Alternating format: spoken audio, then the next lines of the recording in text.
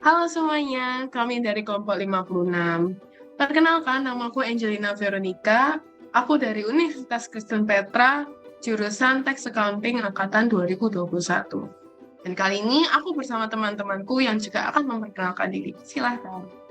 Halo semuanya, nama aku Evelyn, aku dari Universitas Kristen Petra dari jurusan Bahasa Mandarin angkatan 21.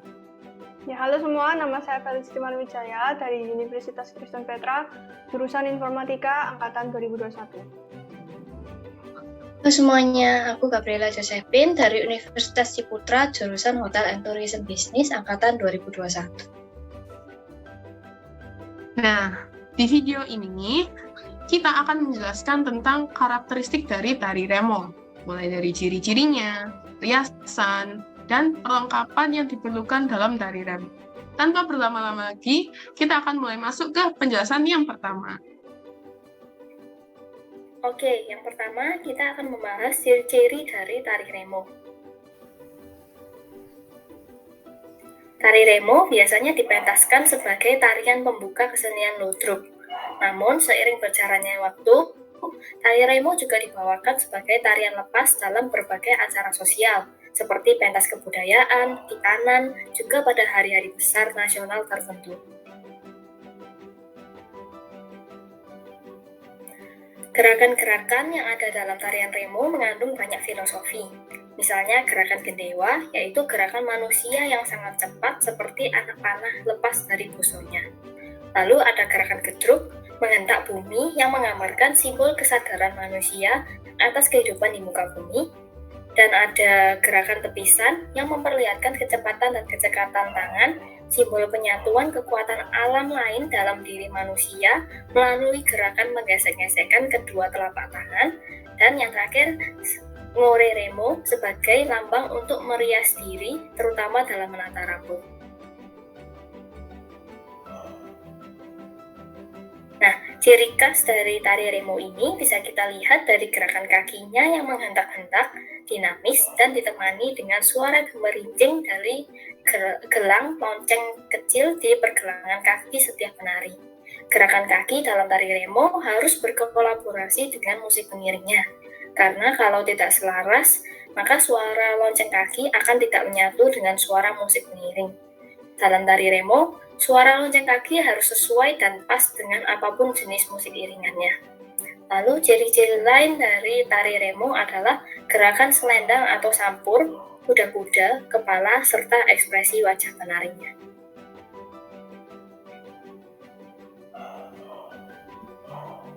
Untuk tata riasan tari remo dibedakan sesuai tokohnya. Yang pertama, tata rias bentuk saung galingan, yang digambarkan sebagai tokoh yang masih muda, sehingga penampakan wajahnya harus terlihat bersih dan cerah. Alis tokoh ini dibuat belara, yaitu kecil dan tegas. Mata juga harus terlihat tajam dan bersinar. Maka dari itu, hiasan mata diberi sirup warna coklat, yang dioleskan dari sudut mata. Garis mata dibuat menggunakan eyeliner untuk mendapatkan garis kecil yang tipis. Gotek kecil diberi warna hitam dan diletakkan sejajar dengan mata dan telinga. Ros yang biasanya disebut pemerah pipi, dioleskan tipis di bagian pipi atas dan tidak terlalu lebar. Diberi juga kumis dan bibir menggunakan lipstik warna merah muda. Yang kedua yaitu tata rias bentuk cakra ningratan, yang digambarkan sebagai tokoh yang lebih tua. Alis dibentuk sebagai mangkot yang lebih tebal, mata diberi shadow gelap dan dioleskan dari sudut mata dan menggunakan lipstik yang lebih tebal. Godek diberi warna hitam dan diletakkan sejajar dengan mata telinga. Rose atau pemerah pipi dioleskan tipis di bagian pipi atas, tidak terlalu lebar dan lebih merah dan tebal. Kumis juga dibentuk lebih tebal. Yang selanjutnya adalah perlengkapan dalam tari remo. Yang pertama ada ikat kepala. Ikat kepala ini umumnya berwarna merah ya, karena ini juga merupakan sebuah perlengkapan khas yang dikenakan oleh seorang penari remo, baik yang bergaya Surabaya, saung galing, jombangan, maupun penari remo putri. Selanjutnya, ada baju dan celana. Nah, untuk bajunya, baju penari remo itu ada ciri khas khususnya, yaitu berwarna hitam. Tetapi baju hitam ini bukan hitam yang sembarangan ya, melainkan harus mencerminkan gaya kerajaan pada sekitar abad 18, khususnya untuk yang bergaya Surabaya. Kemudian, di bajunya juga tidak boleh terdapat kancing satupun.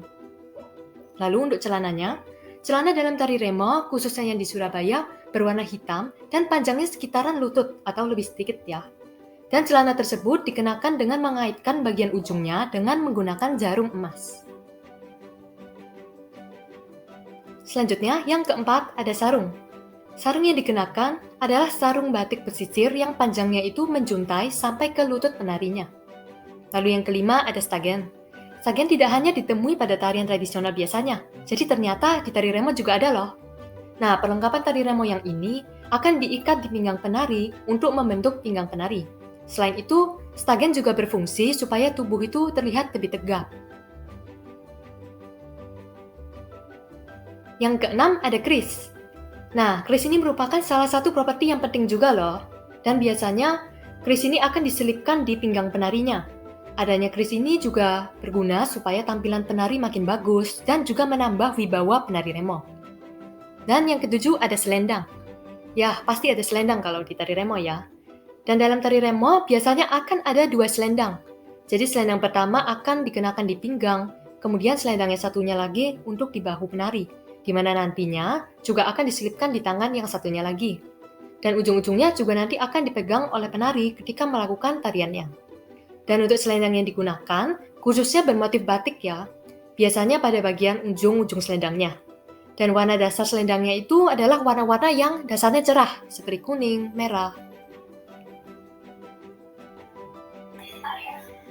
Nah, selanjutnya ada gongseng.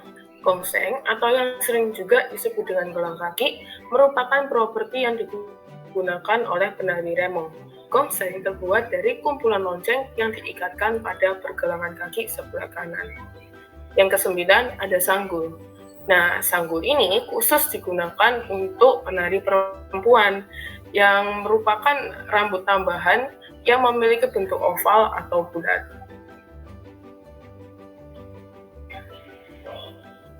Nah, yang ke-10 ada mekak hitam. Nah, sama dengan sanggul, mekak hitam ini juga digunakan khusus untuk penari perempuan. Nah, mekak ini mirip dengan kemben yang berwarna hitam dan mempunyai corak-corak yang berwarna emas. Nah, mekak ini dikenakan sampai menutupi bagian dada penari. Yang ke-11 ada rapak. Nah, rapak ini juga sama, khusus digunakan untuk penari perempuan. Properti ini dipakai pada bagian pinggang sampai ke lutut kaki.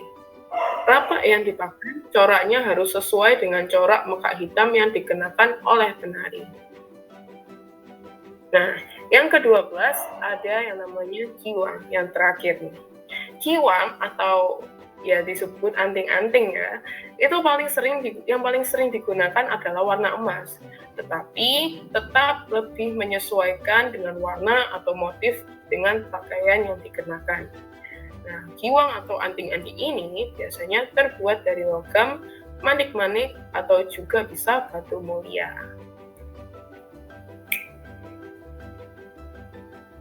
Oke teman-teman, penjelasan kami sampai di sini.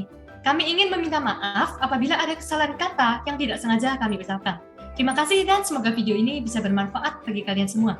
Juga bisa menjadikan kita makin paham tentang salah satu budaya Surabaya, yaitu tari remo. Sampai jumpa!